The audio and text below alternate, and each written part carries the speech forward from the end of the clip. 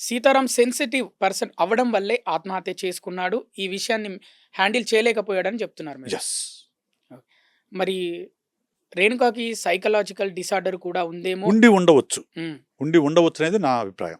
ఎందుకంటే one relationship I can understand, to relationship I can understand, హ్మ్. But it is multiple 5, 6, 7 దాకా వింటున్నాను. హ్మ్. అవి ఖచ్చితంగా she might have some personality disorder.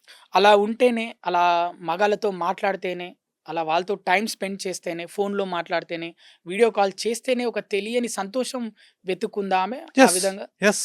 హ్మ్. ఇప్పుడు ఈ జనరేషన్లో ఏమైందంటే ఇప్పుడు మా జనరేషన్కి వద్దాం. మా జనరేషన్లో ఇవన్నీ ఏం లేవు. హ్మ్. ఓకే.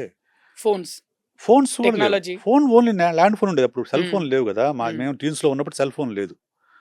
మేము టీన్స్లో ఉన్నప్పుడు సెక్స్ బుక్స్ అందుబాటులో ఉండేవి కాదు. ఎక్కడో చాటుమాటుగా అమ్మేవాళ్ళు. అవి కూడా దూరంగా వెళ్లి చదువుకునేవారు. చాటుమాటుగానే హ్మ్. ఎక్కడో బడ్డీ కొట్లు చాటుమాటుగా అమ్మేవాళ్ళు. హ్మ్. రైట్. వాటిని ఎవడో కొనుక్కొని వస్తే అది చిరిగి చాటయిన దాకా తిరిగేది అనమాట. అట్లా అట్లా తిరుగుతూ చైలు ఉండేది. మారేవి. చైల్తో మారుతూ ఉండేది. హ్మ్. అవి చాటుమాటుగా చదువుకునేవాళ్ళు. అక్కడ వరకే పరిమితం.